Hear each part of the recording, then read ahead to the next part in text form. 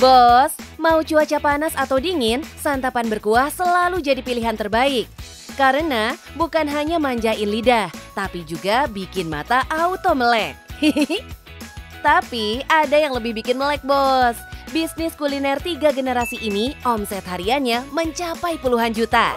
Nah, ikutan kepo kan? Yuk kita samperin Pak Syamsul Daengawing, pemilik warung coto Makassar. Halo bos, di sini coto paling enak di Jakarta. Sehari habis 300 kg sapi tetap dicuap bos.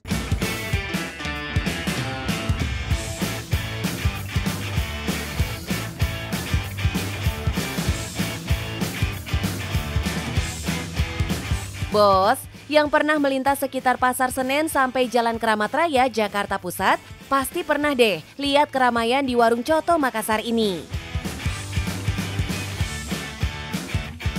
Lihat menunya kok unik-unik banget ya bos?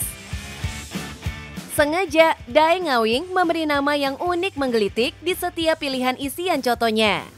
Lucu-lucuan, cuma itu. Disingkat-singkat. 7 hari 7 malam itu mbak dipikir baru bisa jadi. Itu aja, kalau terlalu banyak disebutkan terlalu rumit. Makanya kita kasih singkat begitu supaya cepat kan. Kayak Alija itu hati lepas jantung. Idenya boleh juga ya bos. Daripada ribet nyebutin satu persatu isian coto, mending disingkat biar mudah diingat. Nah, kesan ini akan membekas di ingatan pelanggan. Misalnya nih, coto pejabat yang isiannya pipi, jantung, dan babat. Atau coto dansa yang isiannya daging saja. Mau pakai isian yang apapun, harganya sama bos. Rp30.000 per porsinya. Pilihannya ada daging, jantung, hati, paru, usus, pipi, dan babat. Dalam sehari, Daengawing harus menyiapkan stok daging dan jeroan sampai ratusan kilogram bos. Kalau hari biasa paling orang-orang kantor paling habis 200 kilo lah. Kalau Sabtu Minggu hari libur 300 lebih. 3 ekor lah hitungannya kalau hari libur. Satu lagi nih yang bikin beda coto Makassar dengan jenis soto-sotoan dari daerah lain. Bumbu coto Makassar ini terbuat dari 40 jenis rempah. Selain itu, warna kuahnya yang agak hitam itu karena terbuat dari kacang yang disangrai dan dihaluskan. Dan ada satu lagi resep dari nenek yang agak unik dan masih dijaga Daengawing sampai sekarang. Ini bos, yang bikin enak itu pakai air beras. Anunya bumbunya udah generasi ketiga, udah turun-temurun. Resepnya sukses bikin pembeli balik lagi nih bos. Oh iya, Daengawing juga menyajikan makanan lain sebagai pelengkap sajian coto Makassar. Ada buras, jalang kote, dan tentu saja sambal. Sambalnya harus sambal tauco ya bos. Oh iya, es pisang ijo dan es palu butung juga bisa jadi penutup yang sempurna untuk melengkapi kuliner ini bos. Sebagian pengunjung yang datang berasal dari Makassar yang menetap atau merantau di Jakarta. Sajian berkuah ini menjadi obat rindu bagi mereka akan kampung halamannya. Banyak di antaranya bukan orang asli Makassar loh. Nah, itu artinya makanan ini bisa diterima lidah orang manapun, bukan cuma orang Makassar aja bos. Kalau aku sih asli orang Padang ya, cuma emang udah lama tinggal di sini. Terus nyobain juga sih, baru nyobain, enak banget. Apa sih seger, kuahnya juga dagingnya banyak banget. Kepuasan pelanggan adalah yang utama. Dan Doi tentu saja nggak mau mengecewakan pelanggan yang datang. Alhasil, Daengawing selalu membuka warungnya 24 jam nonstop. Jumlah karyawannya aja lebih dari 33 orang yang terbagi dalam 3 shift. Mantap! Min cuan jadi kepo nih, berarti cuannya ngalir terus, nggak pakai libur dong. Kalau omset itu kalau 1 minggu di atas 50 juta. Iya, hampir 100 lah kalau Sabtu Minggu omset. Kalau hari biasa paling 30-an. Wadidaw, mungkin amalan jalur langit Daengawing juga yang bikin bisnisnya makin berkah. Alhamdulillah kita juga banyak juga di Makassar, banyak juga aset di sana. Terus bangun meskin juga.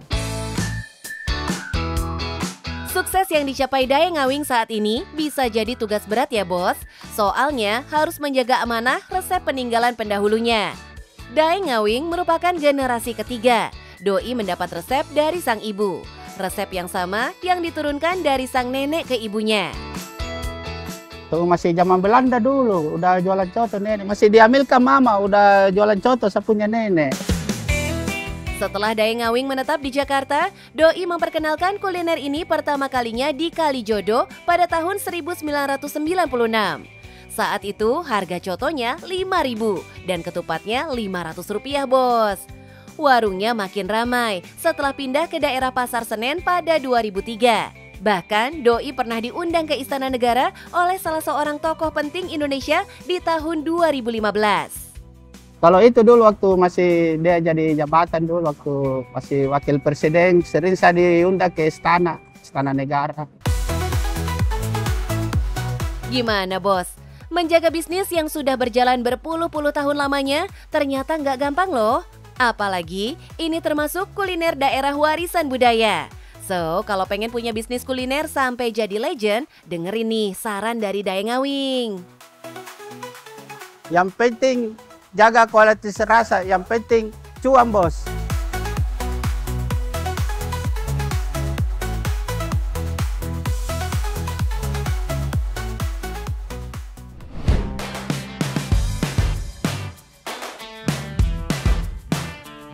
Bos, bisnis jasa kebersihan cuannya memang menggiurkan. Ditambah lagi dengan pesatnya perkembangan teknologi kayak sekarang. Pesanan online bisa datang bertubi-tubi. Septa kayaknya tertarik nih buat gali bisnis yang satu ini.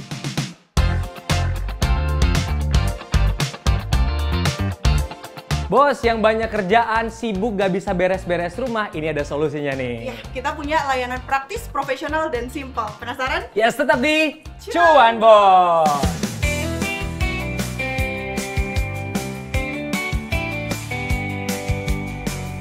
Bos, kesibukan orang kota bikin jadwal bersih-bersih rumah jadi terbengkalai. Makanya, peluang bisnis ini sangat besar untuk mendapatkan cuan. Eits, tapi jasa kebersihan juga harus terus menciptakan inovasi ya. Penasaran kan bos? Produk baru apa lagi nih yang bisa ditawarkan ke pelanggan? Mbak, berarti di sini ada ART harian juga ya? Iya, betul. Jadi kita tuh punya produk baru juga, ART harian. Nah, ART harian itu sebenarnya sama aja sih sama cleaning biasa.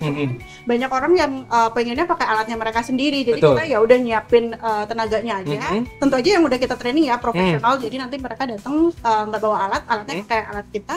Nah, itu bisa tiap hari datang. Jadi subscription juga gitu. Jadi kayak kita punya ART tapi udah di training. Jadi lebih enak. Kalau orang kan biasanya ART dari tetangganya, betul. Ya kan? Nah itu kan nggak profesional ya, maksudnya di training gitu. Nah kalau kita bisa. Kebutuhan asisten rumah tangga di kota-kota besar memang membludak bos. Tapi masalahnya seringkali drama muncul saat ART mulai bekerja. Ketidakcocokan pemilik rumah dengan cara kerja ART menjadi alasannya.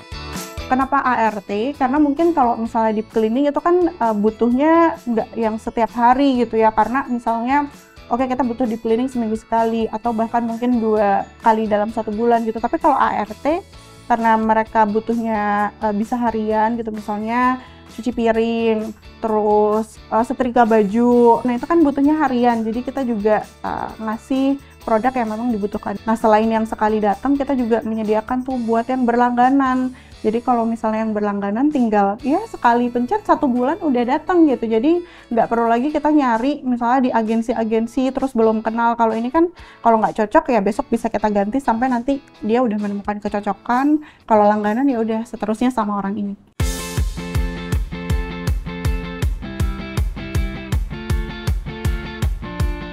Oke, udah diangkat. Sekarang kita siap-siap buat divakum ya bagian bawahnya. Oke, sekarang kita vakum Pak ya. Oke nih, Bapaknya dulu pertama. Coba Pak, gimana? Ajarin saya dulu Pak. Oke.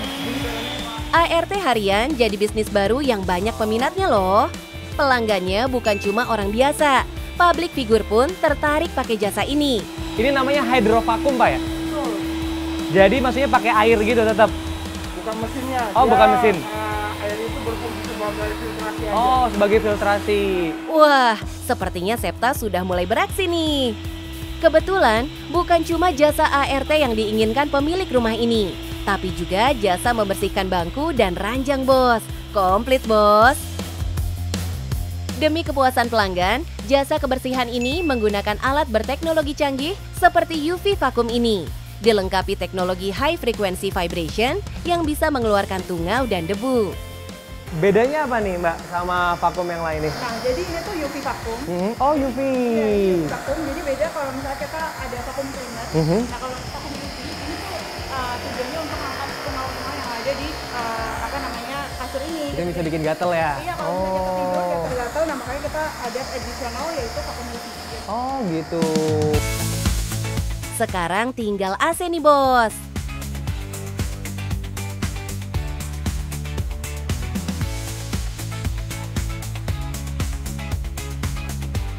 Oke, nih tuh debunya. Tuh, debunya banyak. Sejak tahun 2016, jasa bersih-bersih ini memang terus kebanjiran order. Pada saat kemarin pandemi, kita melihat kesadaran orang-orang atas kebersihan itu makin meningkat gitu. Jadi kalau dulu tuh orang nggak peduli gitu ya, ada debu segala macam gitu. Tapi setelah pandemi, orang itu jadi lebih sadar gitu ya, punya kesadaran bahwa kebersihan itu penting gitu. Oke Mas, kita bersihin, semprot. Gini-gini Mas. Oh salah kan gitu. Salah? Iya. Ternyata salah selama ini. Jadi gimana Mas? Yang bener Mas? Jadi yang benar itu, jika disemprot, nah kita dari sini, kita zigzag. Oh, zigzag. Biar debunya langsung turun ke bawah ya, jadi gini ya. Biar nggak ngilangin Gini. air. Oh iya. Wah, ilmu baru nih. Oke. 5 orang armada diterjunkan untuk membersihkan rumah 3 lantai seluas 100 meter ini. Alhasil, dalam waktu 3 jam, rumah sudah bersih kinclong. Kita udah punya mitra juga udah kerja sama kita cukup lama gitu, jadi mereka udah profesional, terlatih, dan juga berpengalaman. Bukan cuma mitra yang terlatih, jasa kebersihan ini juga punya layanan yang mumpuni, bos. Untuk peralatan, chemical, kita semuanya juga kita yang siapin gitu. Kalau misalnya kita cek di kompetitor mungkin jadi mitra cleaningnya disuruh beli sendiri. Dan semua chemical yang dipakai, deterjen itu standardized. Jadi kita udah uji coba dulu. Dan karena kita pemilik usahanya itu orang Korea, jadi kita standar kebersihan Korea yang mana setiap sudut itu estetik, indah gitu, bersih, wangi. Nah makanya kita juga menerapkan standar Korea gitu. Sepertinya ini deh yang bikin jasa bersih-bersih ini cuannya semakin kinclong. Kalau misalnya kita hari-hari biasa ya bisa 100, 150, sampai 200 lah. Nah kalau weekend itu bisa 200 sampai 300 order gitu. Jadi kalau misalnya kita termurahnya mungkin di 150 ya seenggak-enggaknya dalam 1 bulan mungkin kita 1M itu pasti nyampe gitu ya. Jadi ya kalau misalnya ada yang deep cleaning ya otomatis lebih gitu ya, tapi itu minimal banget ya, lumayan kan ya, cuan banget pokoknya. Usaha yang sudah besar pun masih harus terus berinovasi, bos. Menangkap peluang yang ada biar jadi cuan pastinya. Bu Eli gimana, rumahnya udah bersih, seneng nggak? Seneng banget dong. Udah wangi ya kan, cuma 3 jam aja nih tadi ya. Bos, jadi buat yang sibuk, nggak ada waktu buat beberes rumah, jadi langsung aja nih ya. Ide bisnis nggak perlu ribet, yang penting ada kebutuhan, ada solusi, dan yang penting Cuan, bos!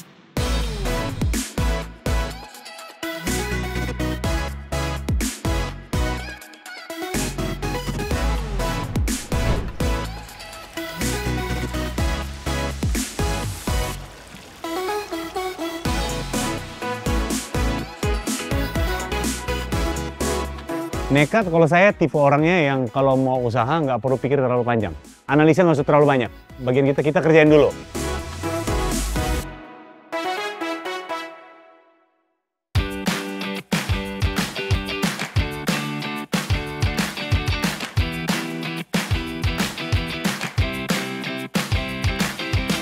Bos-bos, usaha kuliner memang peluang usaha yang menjanjikan. Asalkan punya pembeda dari produk kuliner yang lain, dijamin cuannya ngalir, bos. Seperti usaha kuliner Besutan Kobarce. Rumah makannya yang berada di Cisauk, Tangerang menjadi pelopor kuliner ayam dan bebek asap. Kalau biasanya yang diasap daging sapi, ini ayam dan bebek, Bos. Halo bos, yang lagi mau coba ayam dan bebek asap ada di Cisauk dan ini kita sedang memproses pengasapan ayam, bebek, sapi, dan lele. Kalau mau coba jangan lupa ikuti terus di Cuan Bos.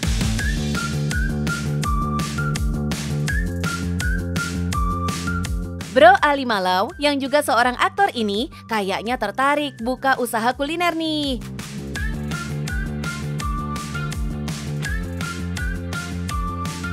Permisi Mas, ayam asap Ceko, bener? Ya betul. Dengan Mas Ali. Oh, Mas ownernya di sini. Oh, astaga, saya boleh ngobrol ya. Permisi Mas, jadi saya mau, Mas, saya manggilnya apa nih? Kobarce aja. Oh, Kobarce. Iya. Bos, Kobarce. Ini saya mau belajar ini kok. Oh iya, kebetulan kita lagi manggang, jadi bisa belajar-belajar di sini. Sangat menjanjikan sepertinya kok ya. Ini sekarang lagi ngapain ini kok? Maksudnya Ini proses lagi apa? Pengasapan ayam. Pengasapan. Jadi bos, ini lagi proses pengasapan ayam ya kok ya? Ya, di dalam tungku ada sapi, ada lele, ada bebek juga. Berarti bukan hanya ayam aja? Iya. Saya boleh langsung?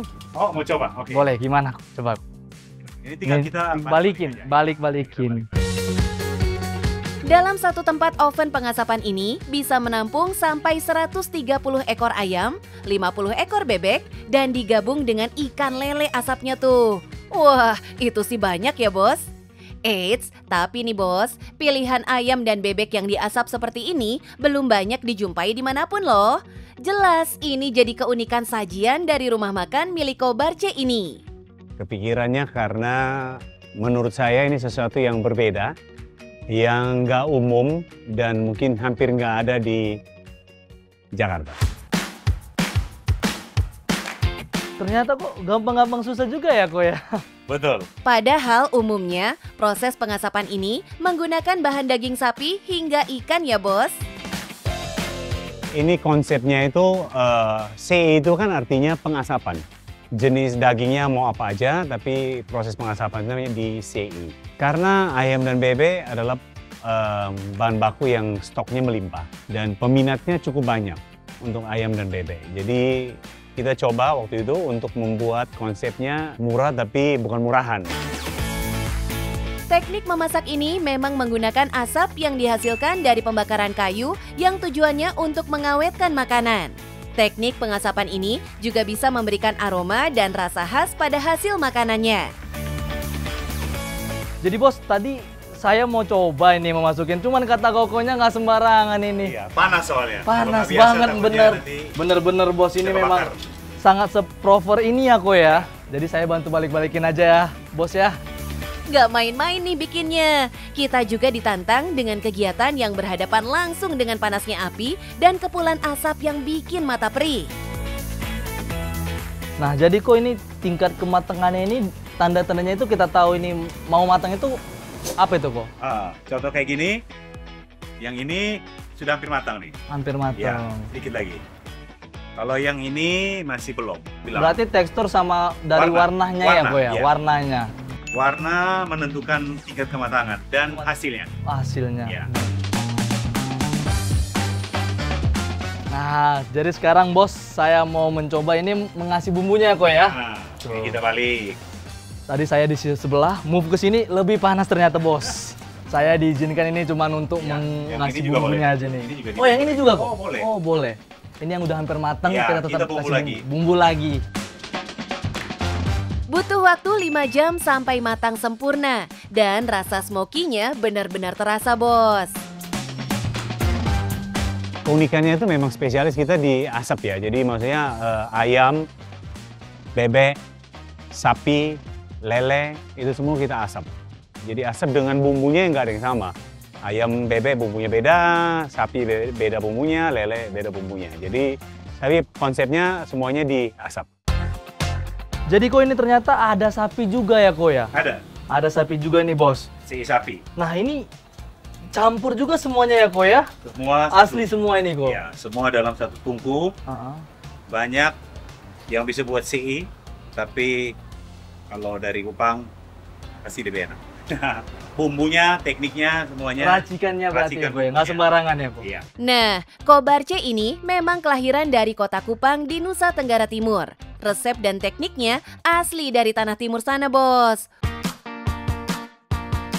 Siapa coba yang makin penasaran sama hasil pengasapannya? Bos, jadi ini saya mau membantuin untuk memasukkan kayu bakarnya ini untuk pengasapan ya? Iya, Gimana betul. kok? Langsung didorong aja. Didorong. Oke. Tinggal menunggu. Berapa lama lagi tadi kok? Ya, Kurang 1 lebih? jam lah. Kurang lebih 1 jam, Bos. Untuk keseluruhan mungkin 2 jam lagi. 2 jam. Untuk keseluruhan 2 jam dan untuk beberapa 1 jam. Ya. Tunggu aja.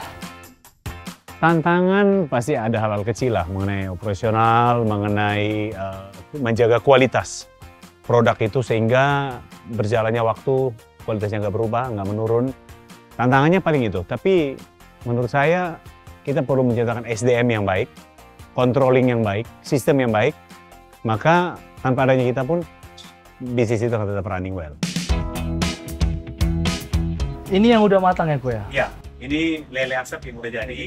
Setelah diasap, kita goreng lagi. Nah, itu kenapa kok? Supaya lebih kering, lebih crispy, Oh. lebih enak. Untuk penyajiannya, di rumah makan ini, hasil pengasapan ini masih perlu dimasak untuk dipadukan dengan berbagai hidangan lainnya. Mantap kan, Bos? Persaingan ya, kalau menurut saya sih produk ini masih terbatas ya. Ya, tapi ya kita mungkin salah satu pelopor. Ya, salah satu pelopor. Biasanya kalau pelopor selalu yang terbaik. Wah, benar juga tuh, Bos.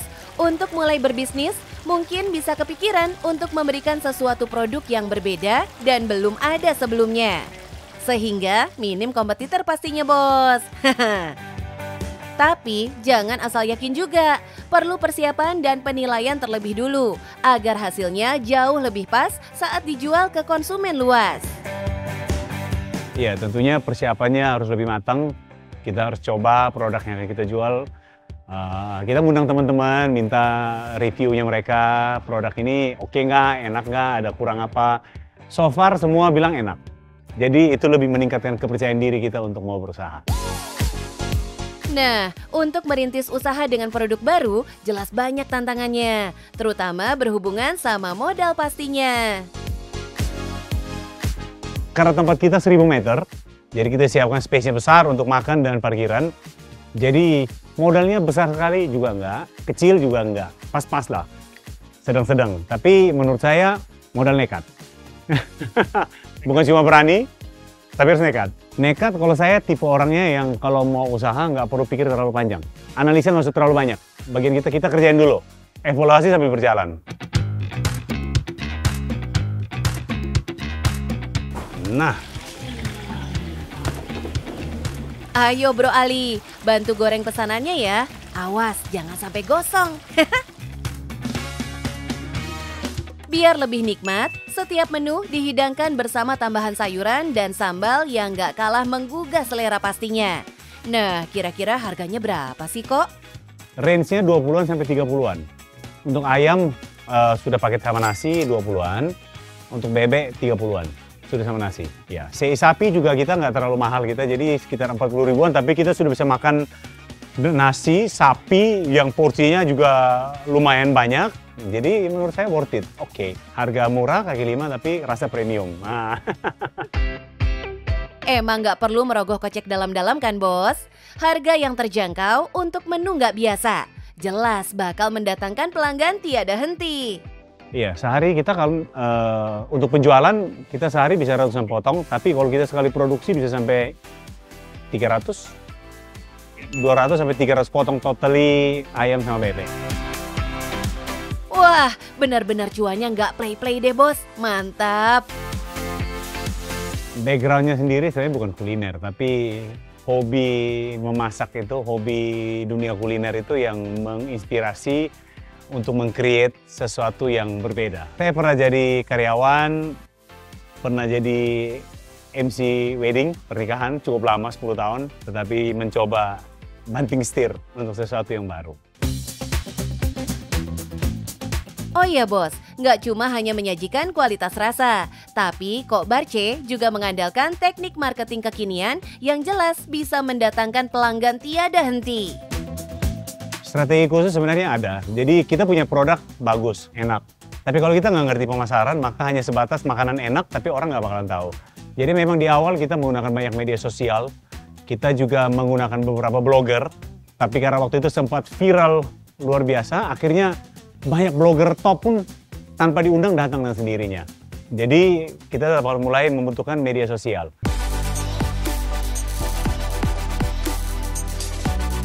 Sekarang kita ajak Bro Ali deh buat icipin seperti apa rasa dari rumah makan ayam dan bebek asap Ceko ini dulu ya bos. Untuk rasa, memang bumbu dan cita rasa khas daging asapnya meresap sampai ke dalam. Nggak cuma daging asapnya aja, ada pilihan menu sayuran pendamping seperti tumis bunga pepaya, daun pepaya, ayam suwir kecombrang, hingga tumis jantung pisang. Buat yang suka pedas-pedas, tenang, disiapkan sambal bawang yang super pedas. Gimana nih rasanya? Bukan seperti biasanya. Oh gitu. Ini tuh benar-benar khasnya itu dapat banget ya kok ya. Iya. Dan ini tadi ongseng sapi berbeda sama si sapi itu, ini ada bumbu-bumbunya tadi gitu Bu. Ini dibikin pedas, kalau yang ini originalnya. Itu dia kok. Ya. Saya suka banget sama pedas. Cocok, pas. Dan satu lagi, lelenya. Oh. Lelenya tuh dalamnya juga matang juga ya kok ya. Matang, sempurna. Gak main-main nih soal rasa ya kok ya. Ya. Sambalnya bagaimana? Sambalnya nih pedas tapi nggak sembarang pedas. Pedasnya ciri khas dari ayam asap Ceko. Nah bos, bagi yang mau berusaha, jangan pantang menyerah. Harus terus mencoba, dan mencoba. Jangan takut gagal. Kita butuh keberanian, kita butuh motivasi, kita butuh semangat untuk mau berusaha. Di dalam usaha pasti ada tantangannya. Tapi setiap tantangan pasti bisa kita lewati asal kita tetap semangat. Supaya semuanya bisa menikmati apa yang kita kerjakan. Dan yang paling penting adalah... Yang penting, cuan bos!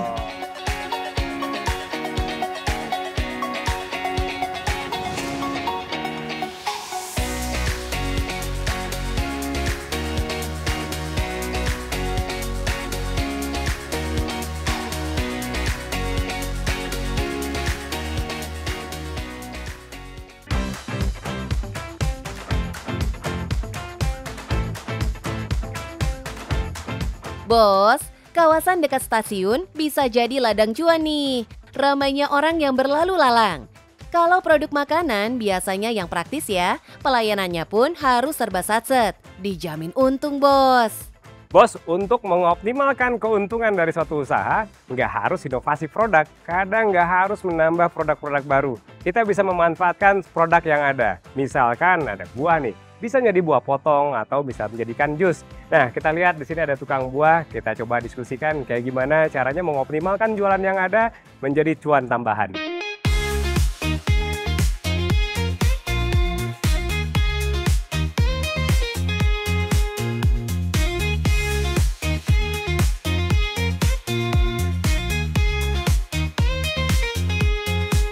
Wah, ada buah naga. Pak, sudah punya buah naga yang dipotong-potong? Buah potong nggak ada, adanya buah kiloan. Ya Mister mau tanya nih, untuk solusi ke depannya kira-kira apa yang lebih baik dari produk saya ini? Untuk pemasukan ke depannya. Untuk tambahan masukan ya Pak? Iya. Jadi Bapak kan sekarang jualan buah hanya jualnya by kilogram. Jadi orang beli dibungkus, tapi nggak ada buah potongnya.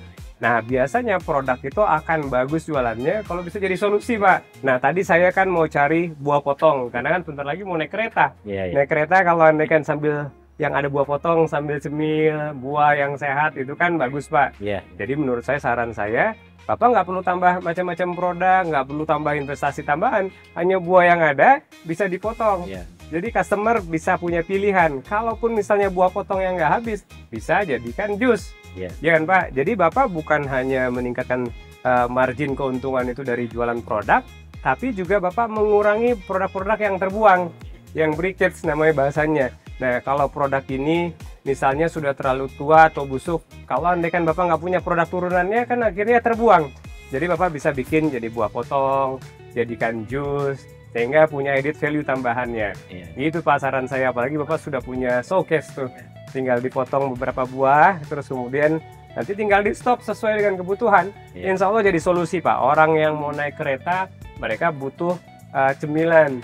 Kalau andaikan dalam bentuk buah, masih repot untuk dipotong-potong. Gitu Pak. Baik, terima kasih atas tips-tipsnya Mister. Sama-sama Pak. Tapi nggak apa-apa deh Pak, saya minta ini 1 kilo ya Pak, belimbingnya Pak. Kayaknya segar-segar nih. Nah ini juga, ini kayaknya. Yap.